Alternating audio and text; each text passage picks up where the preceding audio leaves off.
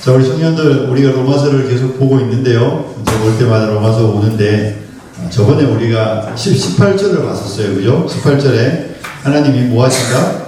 진노하신다. 이런 내용을 봤습니다. 하나님께서 왜 진노하시는가? 하나님께서 노하심에는 이유가 있다. 그죠? 그리고 하나님의 노하심은 우리가 노여워하는 것과 다르다라는 말씀을 드렸는데, 하나님 노하시는 이유는 크게 두 가지였습니다. 하나는 경건하지 않음, 또 하나는 불의라고 말했습니다. 경건하지 않은 건 뭐예요? 하나님을 향한 태도예요. 하나님을 향하여 마땅히 하나님께 해야 되는 것들을 행하지 않는 것입니다. 하나님께 돌려드려야 되는 영광을 하나님께 돌려드리지 않고 하나님을 인정하지 않는, 그러니까 하나님을 하나님으로 받아들이지 않는, 경건하지 않은, 말씀을 어기는, 이게 불경건이고, 그리고 나타나는 게 불의라고 말했습니다. 의롭지 않은 것. 그러니까 부모가 두렵지 않은 자녀는 당연히 어떤 결과를 낳죠? 부모님이 원하지 않는 삶을 삽니다. 그렇죠? 부모님이 두렵지 않은 10대가 있습니까, 혹시? 제가 목사님 고등학교 다닐 때 우리 친구들 중에 그런 친구가 있긴 했어요. 집에서 담배 피더라고, 방 안에서. 고등학교 때. 우와. 한 걸음 더 나아가서는 여자친구랑 뭐 같이 살아. 고등학생인데. 부모님이 집에 있는데. 어떻게 그럴 수 있어요? 부모님이 두렵지 않은 거예요. 부모님은 그냥 부모님인 거예요. 신경 안 쓰는 거예요. 그러니까 당연히 넘지 말아야 될 선을 넘어가더라고요. 이게 신앙 안에서도 마찬가지예요. 신앙 안에서도 사람들이 하나님 앞에서 경건함, 하나님을 인식하고 의식하고 하나님이 어떤 분인지를 알면 그 선 안에 있는데, 그 하나님에 대한 이해가 없으니까 한 걸음 더 나아가서 불의하게 되는 거예요. 하나님 계시든지 말든지 나랑 무슨 상관이야? 이런 거잖아요. 계시든 말든 왜 나랑, 부모님 50에 있든 없든 나랑 무슨 상관이야? 나는 내 하고 싶은 대로 살아. 이게 대부분 사람은 자기가 하고 싶은 대로 살면 놀라운 사실은 대부분 죄예요. 그렇지 않아요?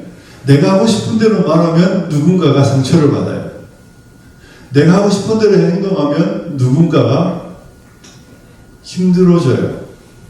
그게 사람이에요. 그런데 그 사람이 경건하지 않고 그 경건함이 한 걸음 더 나아가서 불의함으로 나타나는 것이죠.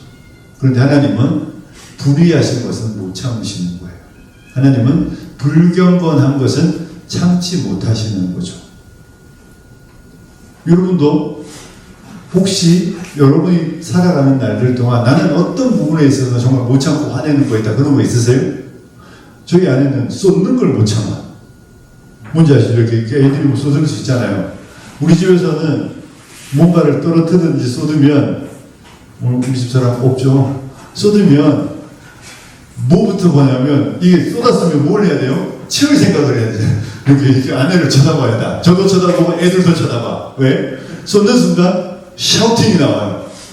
야! 깜짝 놀래요. 그게 우리 집사람은 그걸 못 참는 거예요. 쏟을 수도 있잖아. 그렇죠? 쏟을 수 있잖아. 근데 못 참는 거예요.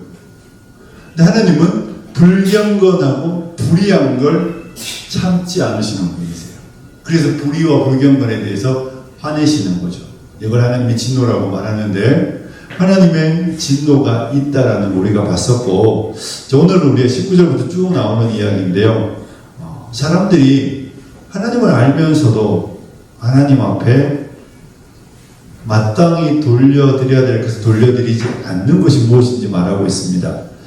자, 하나님이 진노하신다. 그런데 하나님은 다 이유가 있다 이야기인 거예요. 19절에 이렇게 되어 있어요. 19절 같이 한번 읽어볼까요?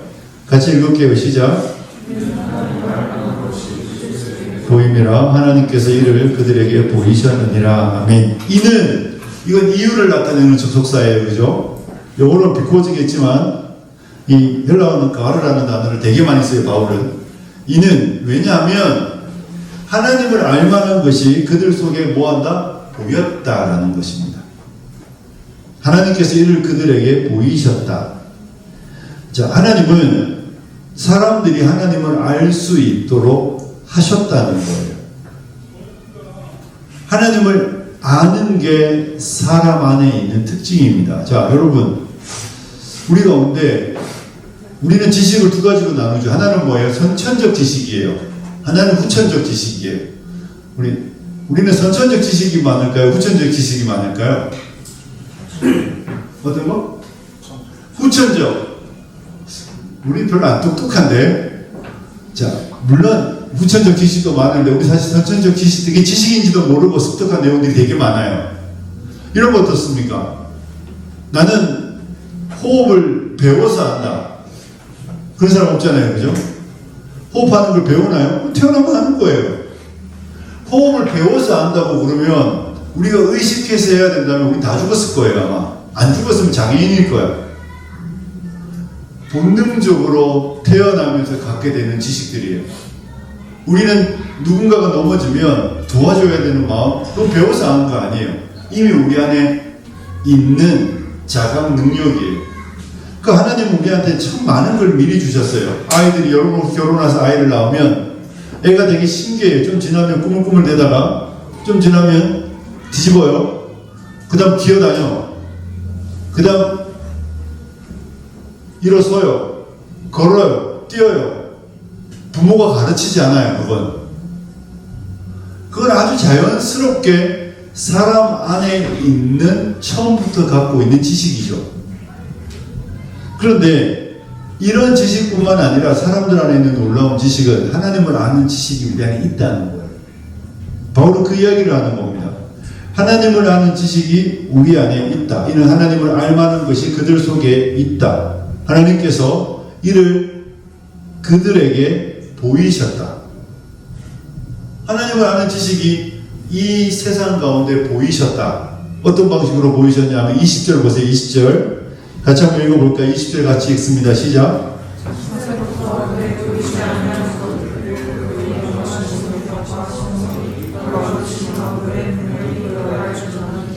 그러므로 그들이 핑계하지 못할지니라. 아멘. 창세로부터, 창조 때부터 그의 보이지 아니하는 것들. 자, 여러분 그 뒤에 있는 거죠. 곧 그의 영원하신 능력과 신성. 우리 찬양할 때 이거 불렀어요. 주 여호와는 무엇이다? 광대하시다 그랬잖아요. 그죠? 뭐예요? 광대한 게 뭐예요? 하나님은 넓으시고 크시고 이런 개념이잖아요.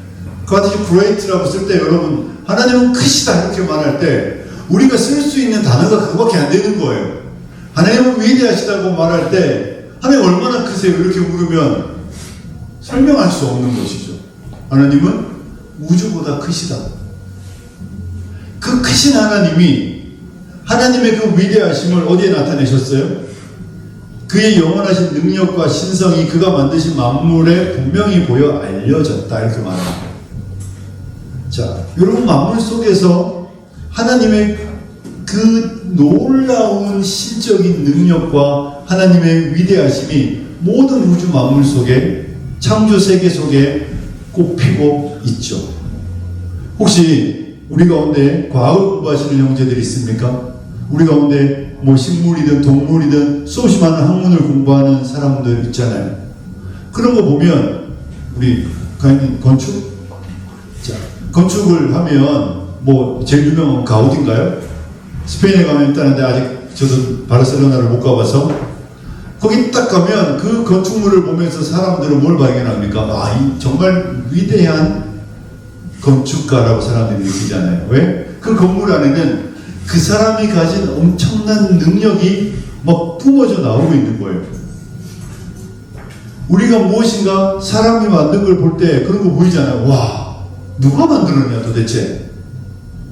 그 사람의 손끝에서 뿜어져 나오는 그 사람 안에 있는 능력이 작품이 되어 드러나잖아요. 이런 거 한번 만들고 싶잖아요. 그죠? 그런 설계, 그런 건축.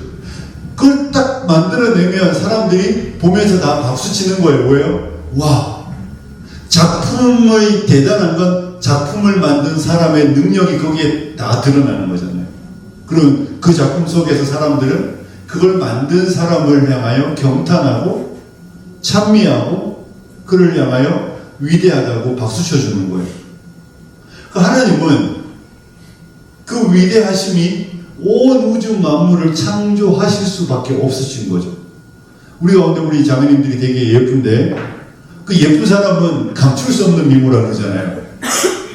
정말 숨길 수 없는 미모. 우리는 저기 없어서 화장을 하는 거잖아요. 좀 더 예뻐 보이려고. 그런데 제가 대학 다닐 때 저는 남자가 그렇게 잘생길 수 있는가라는 걸 대학교 가서 처음 봤어요. 대학교 1학년 입학했는데 2학년 선배가 깜짝 놀랐어요. 아니 굳이 신학생이 저렇게 잘생길 필요가 있나? 정말 그 형은 저보다 1살밖에 안 많았는데 그 형은 머리가 이래도 잘생겼어. 그 형은 뭐 정말 아무거나 입어도 잘생겼어요. 제가 한때 그 형하고 1년을 같이 살았거든요. 얼마나 죽으랬겠어요. 정말 얼굴에서 그 광채가 뿜어져 나와요. 목사들의 사람인데 그 형만 가면 막 옆에 있는 음악과 자매들이 막 줄을 서. 그 형이 들어가는 수업은 음악과 자매들이 다 들어와. 교수랑 상관없이 얼굴에서 뿜어나오는 그 잘생김이 자매들을 끌더라고요.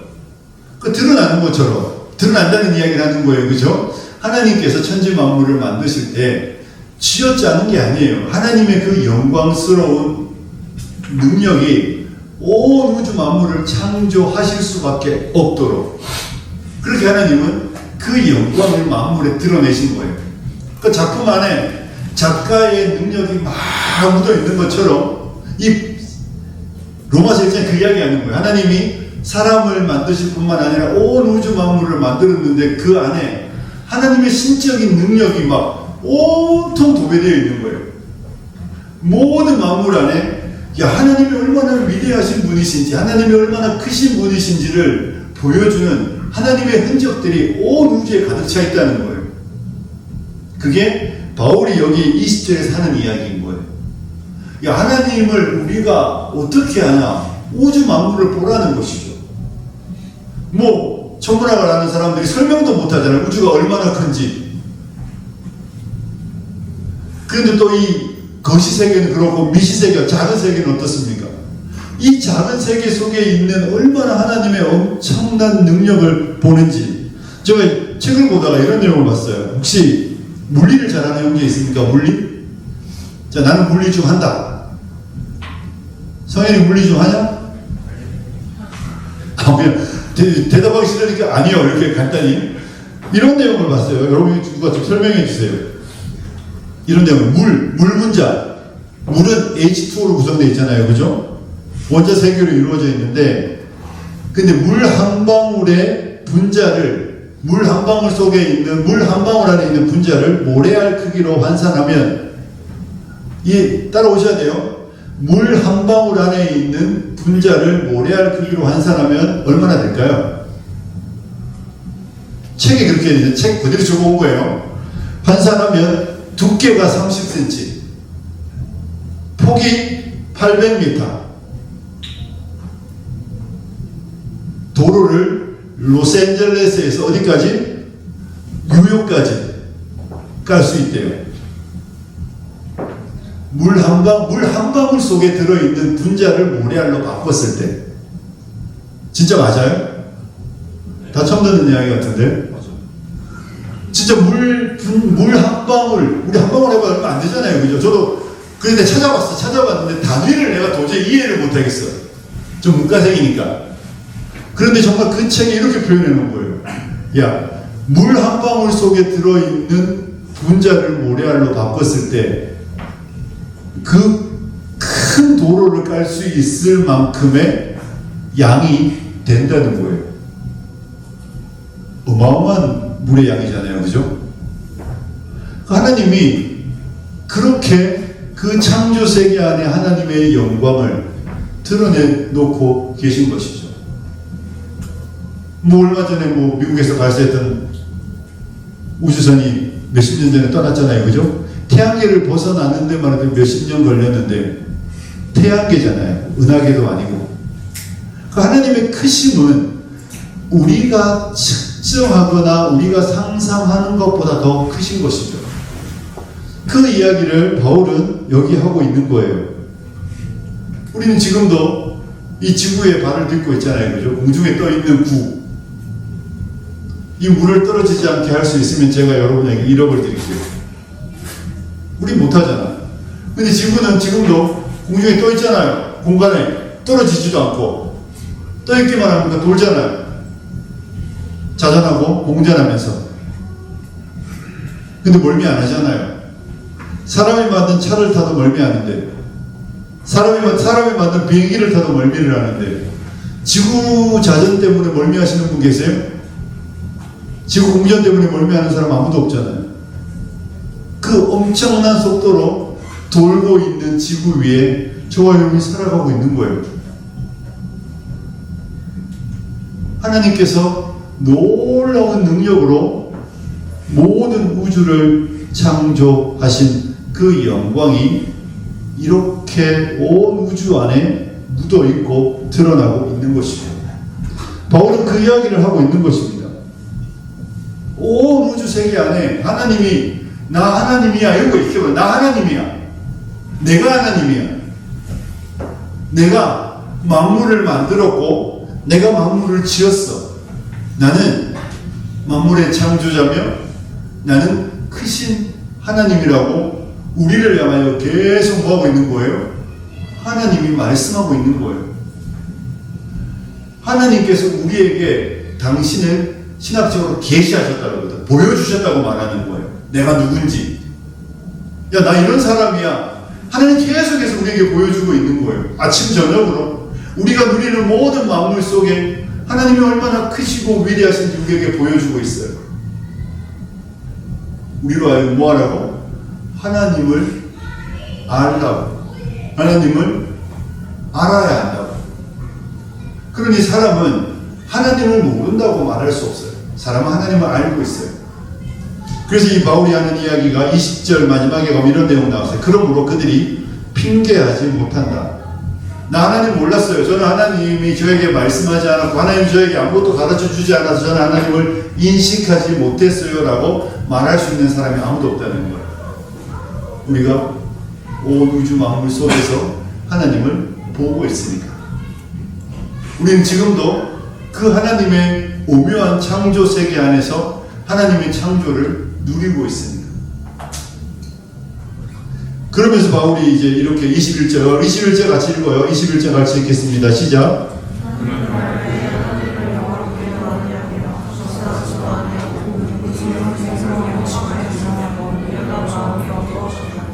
예, 하나님을 알아요. 아는데 문제는 뭐예요? 하나님을 영화롭게도 아니하고 감사하지도 아니하고 오히려 그 생각이 허망하여지며 미련한 마음이 어두워졌다. 그렇게 말하고 있습니다.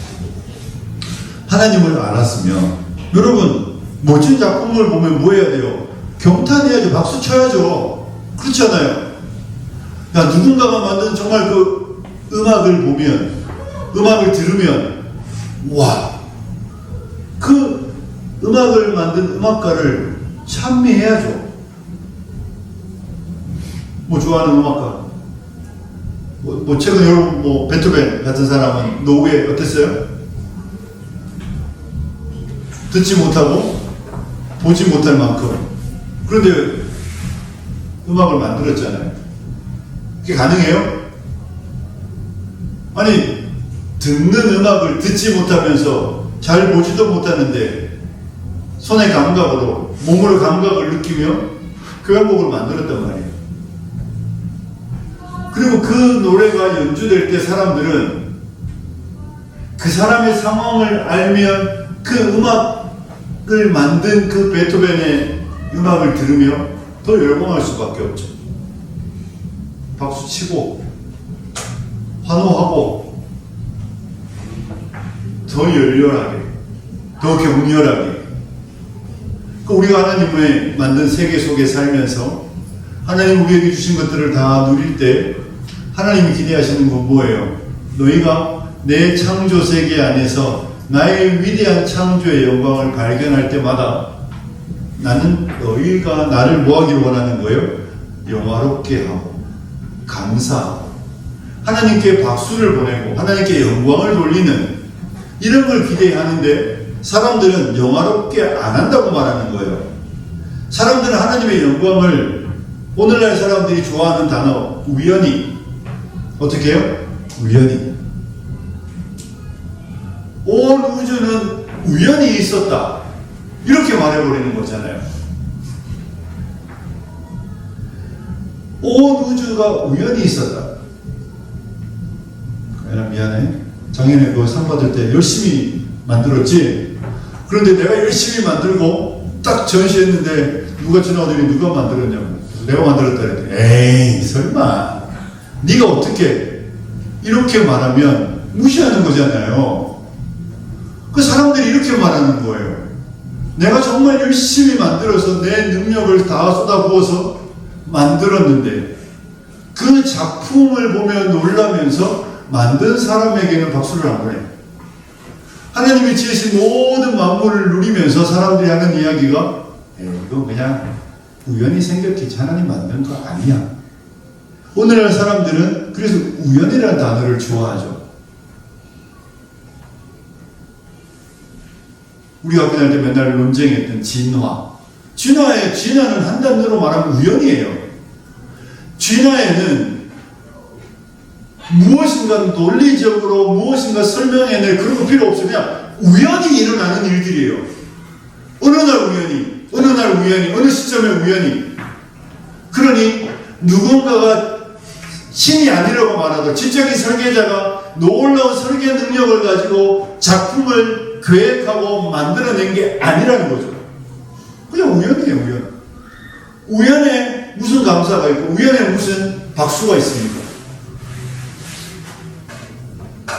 우연에는 박수를 보내는 게 아니에요. 근데 사람들은 하나님께 박수하고 하나님께 영광 돌리지 않기 위해 우연으로 창조를 변화시켰죠. 창조의 영광을 우연이라는 단어로 변질시켜 버렸습니다. 그냥 우연히 생겨난 거죠. 하나님을 영화롭게 해야 되는데 요한계시록 4장 11절에 이런 구절이 있어요. 우리 주 하나님이여 영광과 존귀와 한번 찾아보실래요? 요한계시록 4장 11절. 성경 맨 뒤에 있습니다. 요한계시록.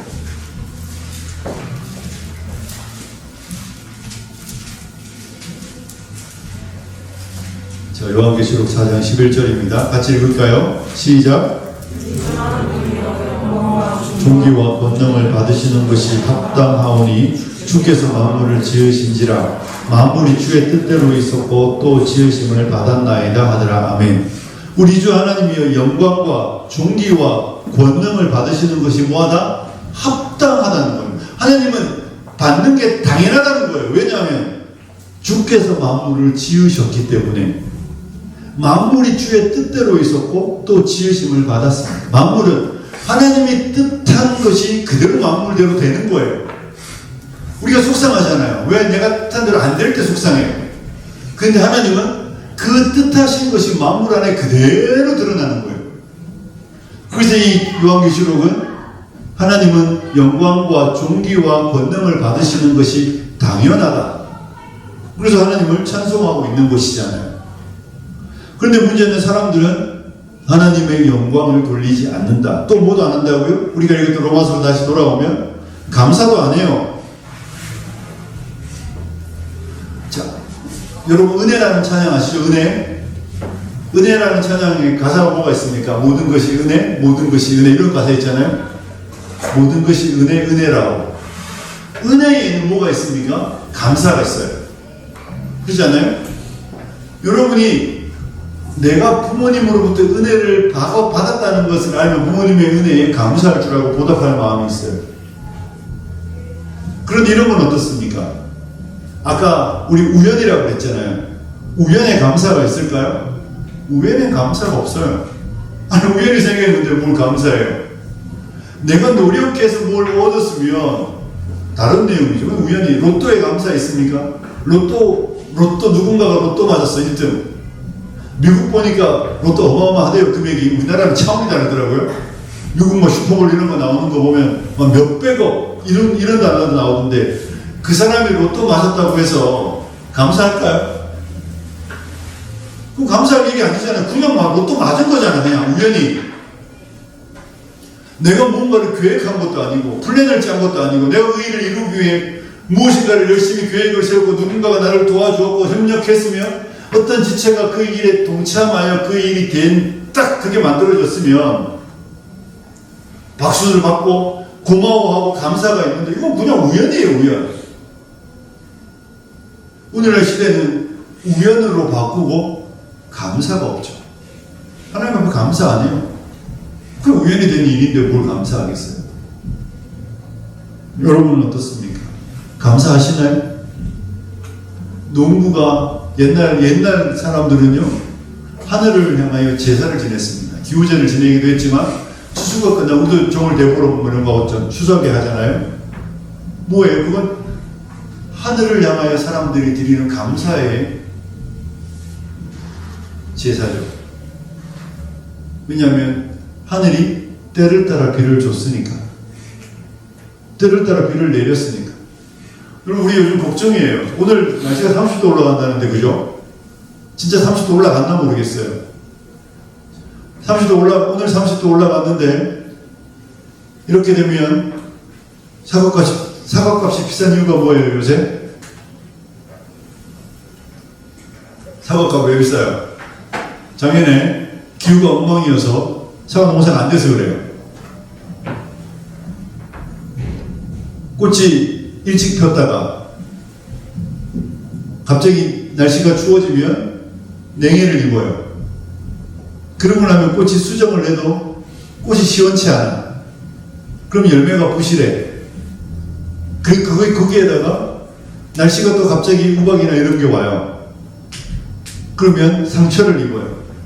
상처난 과일이 떨어지죠. 거둘 수 있는 수확량이 현저히 떨어진 거죠. 근데 지금 4월에 30도면 올해도 비슷한 일이 반복될 거예요. 사람이 할 수 있는 일이 아니잖아요.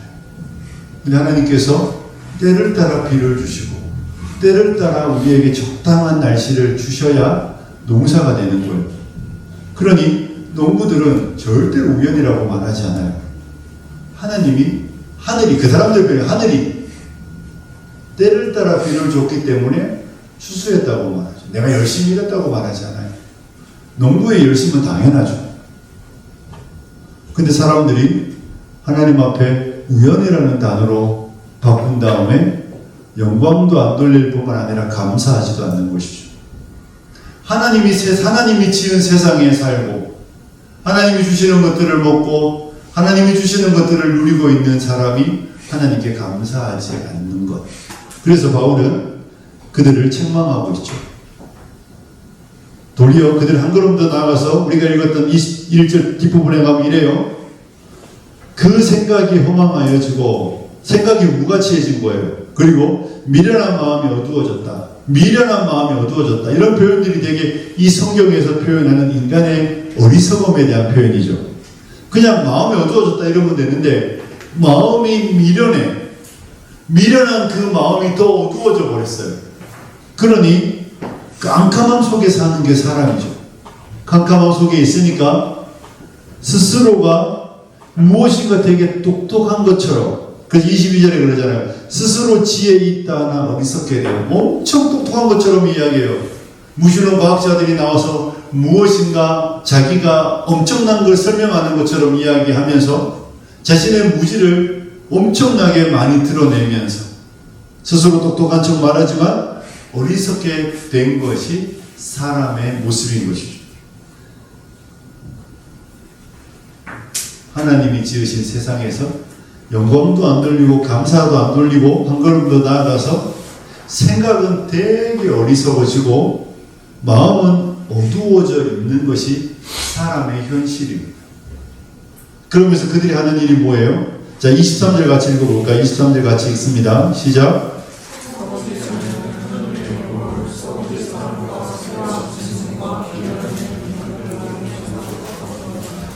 네, 이게 무슨 이야기예요? 썩어지지 않는 하나님의 영광. 하나님의 영광은 계속되는 거예요. 영원한 거예요. 그런데 사람들은 썩어지지 않는 하나님의 영광을 썩어질 사람과 새와 짐승과 기어다니는 동물 모양의 우상으로 바꿨다. 이게 뭐예요? 사람들이 하나님이 만든 그 썩어져가는 것들 속에서도 드러나는 하나님의 영광을, 그게 하나님이라고 생각하기 시작하는 거죠. 이걸 뭐라고 말합니까? 우상숭배죠. 이게 우상숭배인 거예요. 아니, 해를 하나님이 만들어 놓고 그 해를 바라보며 해를 지으신 그 창조주의 위대함을 노래하라 그랬더니 해에게 절하고 있는 거죠. 달을 만든 하나님을 바라보며, 달이 정말로 지구에 있으면서 행하는 그 많은 과학적 일들 있잖아요. 그리고 그 달을 만드신 하나님을 찬송하라 그랬더니 달에게 절하고 있다는 이야기.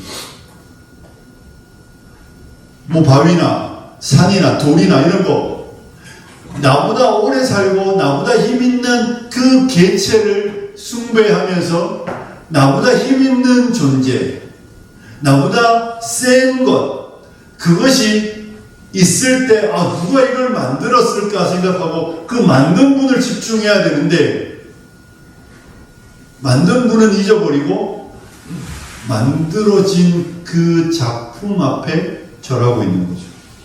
바울이 그 이야기를 하고 있는 거. 사람들이 우리가 성경에서 말하는 대로 우상 숭배라고 말하죠. 우상 앞에 섬기고 우상을 절해요. 사람이 만든 걸 섬기기도 하고 원래 있는 자연을 섬기기도 하는데, 중요한 건 하나님의 그 영광을, 보이지 않는 하나님이 보이는 모습 속에, 보이는 세계 속에 하나님의 그 엄청난 영광을 막 흩뿌려 놓았는데, 보이지 않지만 능력이 나타나 만드신 그 하나님은 못 보는 거죠. 그러면서 보이는 것들을 숭배하기 시작하는 거죠. 그래서 사람들이 하나님을 몰랐다고 말할 수 없어요. 신적인 능력이 있는, 힘 있는, 정말 위대해 보이는 그 만물들이 마치 하나님인 것처럼 숭배해 왔던 것이죠. 그리고 그것에 대해서 바울은 핑계할 수 없다고 말합니다. 자, 말씀을 정리해가면 성경을 한 구절만 찾아볼게요, 여러분. 신명기 4장 19절. 구약성경 신명기. 여러분 잘 안 찾는 말씀일 수도 있는데, 신명기 4장 19절.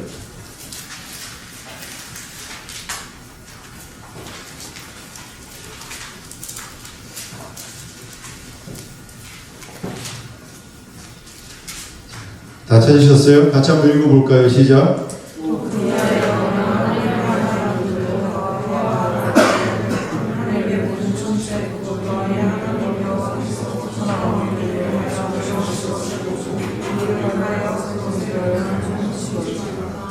아멘. 여기 뭐라고 되어 있습니까? 그때 천하 만민을 위하여 뭐 하신 것? 배정하신 것. 하나님께서 천하 만민을 위하여 분배해 놓으신 거예요. 그죠? 배정을. 우리 중학교에서 고등학교 때 배정받잖아요. 반도 배정받고. 적당하게 반에 한 반에 많지 않도록, 한 학교에 몰리지 않도록 배정하는 것처럼 하나님이 사람을 위하여 배정해 놓으신 거예요.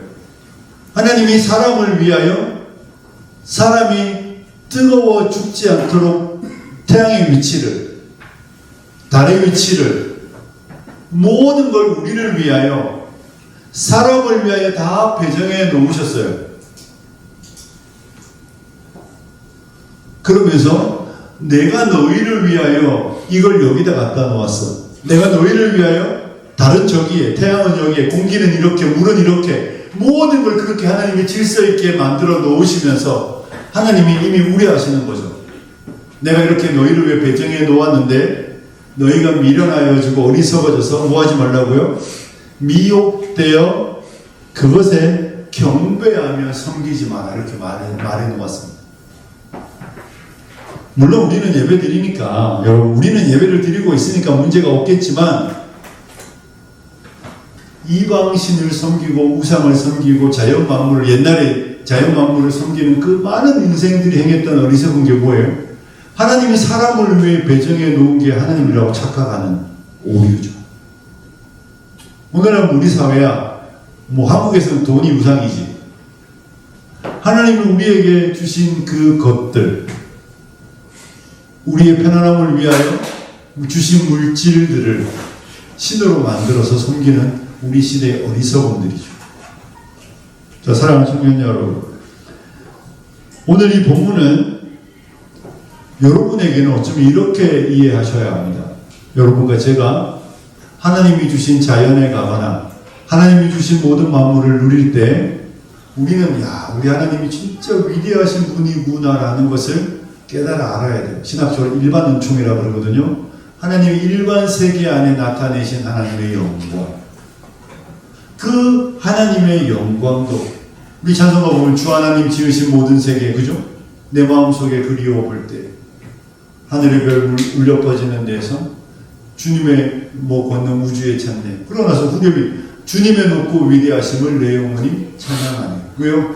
그 주님의 위대하심이 자연 만물을 바라볼 때마다 내 마음속에서 찬양으로 울려 퍼지는 것이죠.